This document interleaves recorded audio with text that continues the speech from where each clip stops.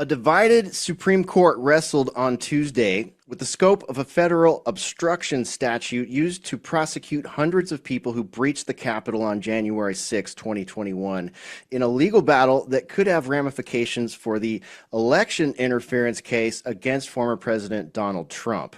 At issue in the court fight known as Fisher versus U.S. is whether federal prosecutors can apply a law passed in the wake of the Enron scandal to the J6 event. The measure makes it a crime to corruptly obstruct or impede an official proceeding. You've probably heard these words before if you've been paying attention. And if you're watching this show, I know you have. And defense attorneys argued that the Justice Department has turned the measure into a dragnet.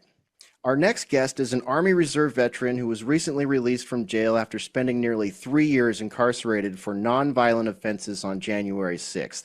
His name is Tim Hale, and he's rejoining us here on State of the Nation for his thoughts on this SCOTUS case that could have sweeping ramifications for those that are currently being held by the federal government for their involvement in events of J6.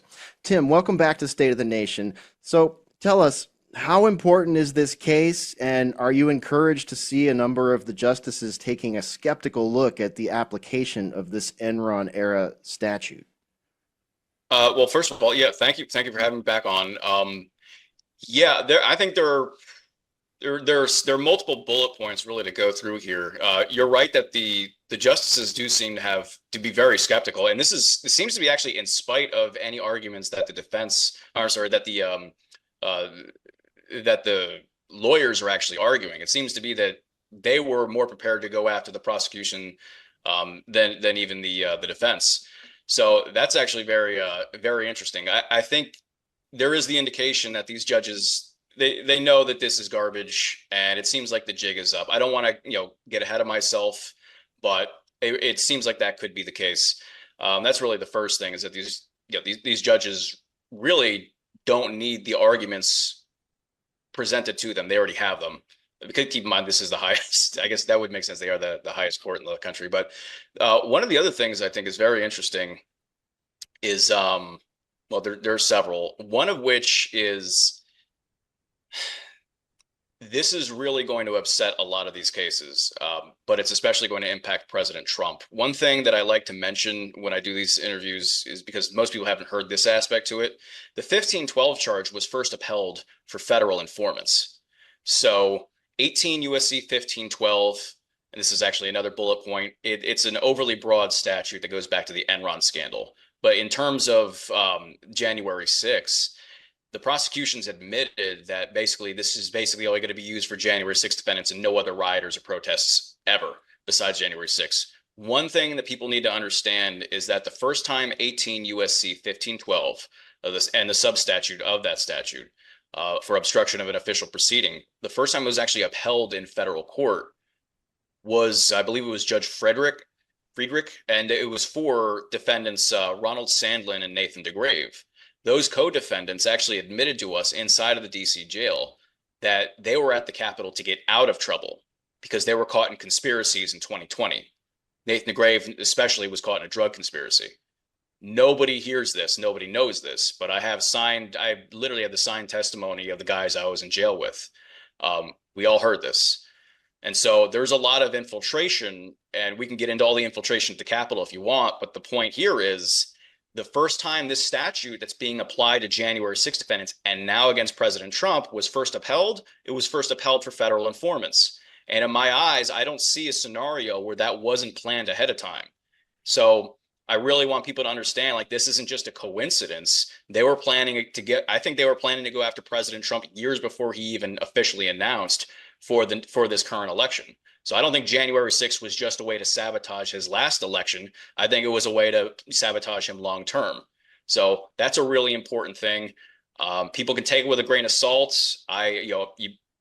We've talked on my social media. I literally have posted scans of these documents that everyone has signed stating, that dude's in Antifa, that dude's an informant, this dude admitted this. It's all sabotage. So take it with a grain of salt, but this was all planned No, ahead of I time. think I think you're absolutely correct. It was absolutely a Fedsurrection, and it was done to prevent him from ever returning to 1600 Pennsylvania Avenue. Their whole case is falling apart right now. My favorite moment from Tuesday's hearing was when Justice Gorsuch asked the Solicitor General whether pulling a fire alarm to delay a vote would earn you 20 years in jail. A clear shot across the bow of Democrat Representative Jamal Bowman.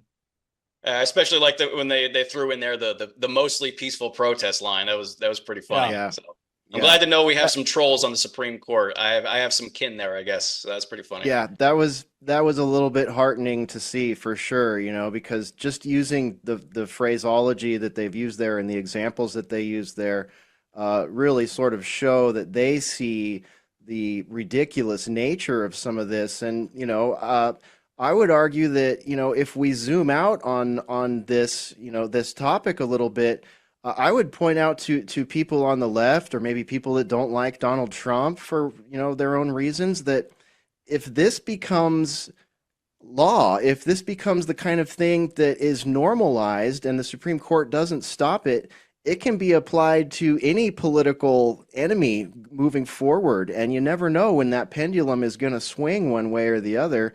And it really does, illustrate a high level of decrepitude of our country and our founding principles. Well, you're absolutely right. And I'll say this. Everybody uses the term banana republic, banana republic. The truth is that term goes back to the banana wars when you'd have tin pot dictators and interventions and occupations and all that, all that stuff going on in Latin America. But the thing about Latin America is they use the Roman legal system. We have a common law system. So actually, I feel like this is actually worse because when you get something inside of the common law system, it becomes precedent for almost forever. I mean, when you think of how long it took, how many generations it took between, say, Plessy v. Ferguson and Brown versus Board of Education, or no matter what anybody thinks about abortion or whatever, but like look at the time gap between Roe v. Wade and just recently. If yeah, I mean, this is a terrible precedent, and I would say this, and I always make this point. Actually, it's a very salient observation, a very prescient one that when you look at the history of the FBI, for instance, they used to target the left. They used, the feds used to target unions. They used to target the civil rights movement. They used to target the anti-war movement, the peace movement. The pendulum can always swing back in the other direction. And when you look at the entrapment aspect, it's the same thing too. The feds have infiltrated everything from, the civil rights movement to the Ku Klux Klan. So I mean, there's nothing they won't infiltrate. And when you create a precedent, a legal precedent that actually incentivizes the feds to entrap people, you're putting a target on the back of over a third of the population. It's completely unacceptable. And if it can happen to Trump supporters today, it can happen to anyone tomorrow. And it's a horrible precedent. And it's like, as a short aside, I'll say it kind of reminds me of like the busing the illegal alien sort of thing that they're doing. It's hilarious, don't get me wrong. But it's actually horrifying to me because instead of governors just doing their job, there's like a cold war going on between governors of the four largest states in the country. It's a terrible precedent. So I mean, just in general, like we're just spiraling down. It's like the country is collapsing. And if we don't have any faith in our legal system, like you don't have to like the guy with the opposite views of you, but the second you start normalizing imprisoning him, you're going to destroy the very fabric of your enlightenment-based society. Last thing I'll say is that, it was President Harding who basically let out Eugene Debs. Eugene Debs was a socialist. He was against World War I. And ironically, it was progressive President Woodrow Wilson who went after him. So I mean, that's a demonstration where you don't have to care what someone's core beliefs are. But if you believe in justice, I mean, what's the saying now? An injustice to one is an injustice to all. An injustice anywhere is an injustice everywhere. And justice delayed is justice denied. If this is upheld and it's not tossed out, that's pretty much the end to the Bill of Rights and the 14th Amendment. I mean, it's just. I don't think you're overstating the case at all. And I commend you as somebody that found out the hard way that Facebook does not give you a 30-second 30-day ban. It was permanently nuked a year ago after getting my 31st 30-day ban, and lost two accounts on Twitter. And Elon, I'd still love to have at Timbo Tim62 and at MAGA_institute back, please. They don't like people telling the truth, and they hate it when we meme. If somebody asked me if I could be in the Trump administration, what would I want my role to be? And I said, Director of Memetic Warfare. And you have one of the best meme games I have seen on X, at Louis of Monmouth. Why don't you tell us about the handle and tell us what inspired you to turn what I can only imagine is utter rage and contempt for the federal government into humor? Well, I appreciate that. You're too kind. Yeah, I mean, I kind of just came up with Lewis of Monmouth like off the cuff. I don't know. It was supposed to. I think I was trying to sound like, because Lewis is my middle name. So, and Okay. sometimes my friends call me Lou. And so I don't know. I thought like, how can I sound like some stuck up aristocrat? I'm from Monmouth County, Lewis of Monmouth. But I mean, I love that was it. really just kind of happenstance. Yeah. So I mean, when we were in the DC jail, well, first off, they kept me detained without bond because of memes. So anybody who looks up my name is going to think I'm the second coming of the Third Reich or whatever. They're going to think that I'm this nefarious, malicious person. I was just a troll. I've been an internet troll since I was like 14 years old. So getting people mad on the internet was basically my bread and butter. And I was mostly a normal person. Like, I've served in the military for like 12 years. I was a contractor for the government. I actually worked in my local congressman's office on the labor disputes and stuff like that. So I was just fairly normal person. But on the internet, yeah, I love memes. Meme magic, like like we said, meme magic is real. So when we were in the jail, though, you had these Antifa people in there who were trying to corroborate the government stories about me being an extremist.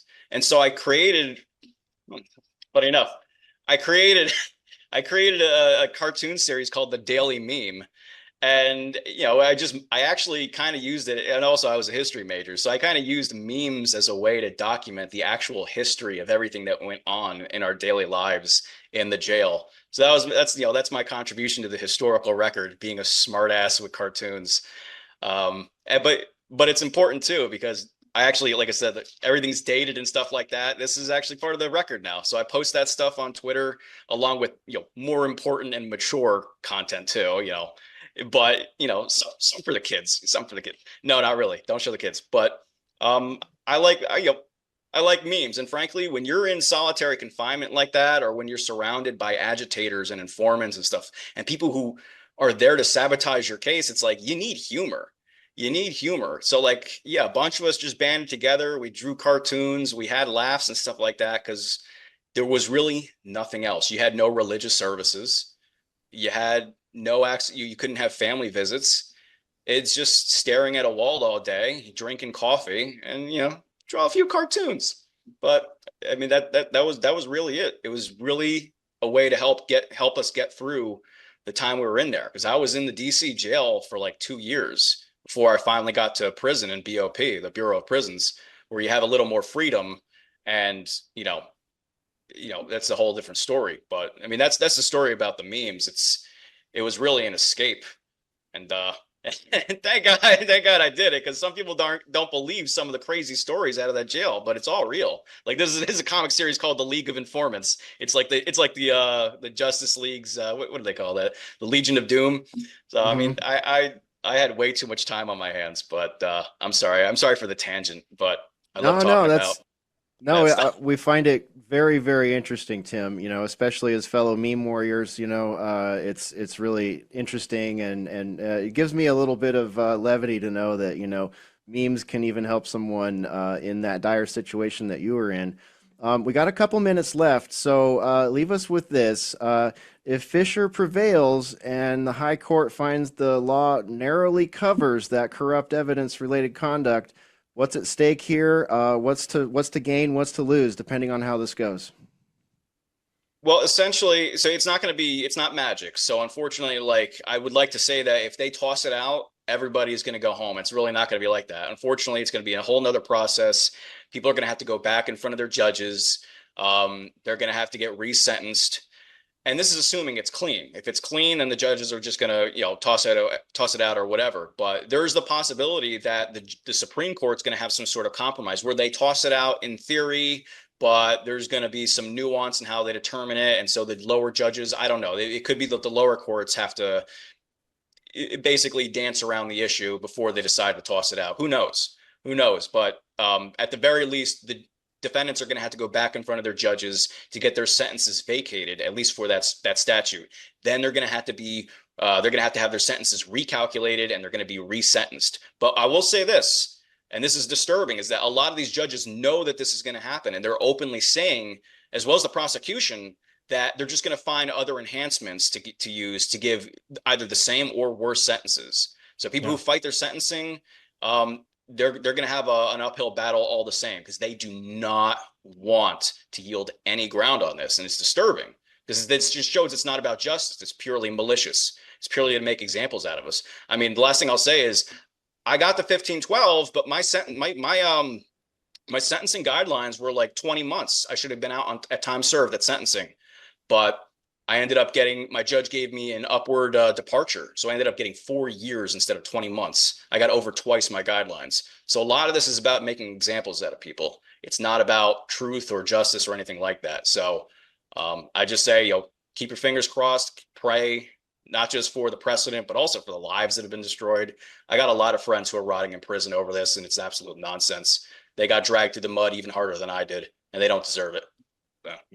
Yeah, absolutely. And we saw what happened during the Summer of Love, and we didn't see any of this stuff being applied to any of those people. So that is well noted by Americans. Tim Hale, thank you so much. Give your X.com account a shout. You got it. I am at, you can find me at Lewis of Monmouth, or just be easier, I think, to look up Tim Hale, criminally funny J6er. All right. Thank you so much, Tim Hale. We'll look forward to your next appearance. Best of luck with everything. Now, we're just about to wrap up here. Let me read you something from Steve Sparandero on X. Always suspect that those offering security will come at the cost of your freedoms. National security is almost always a name for, we'd rather hide this from you because we're actually doing things against your self-interest and in our self-interest. If you can't keep it, Benjamin Franklin said, well, we haven't kept it.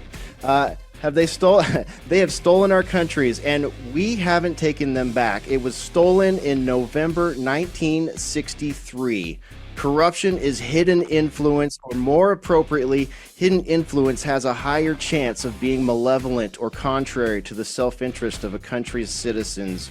We're in that phase of collapse now, watching the youth and the elite party on Caligula's barge, enjoying bread, wine, circus, and sex, while the technocratic globalist cabal is raiding the treasury, committing theft of life, liberty, and justice, culture, and assets. Hey, if your vote still counted, they wouldn't be...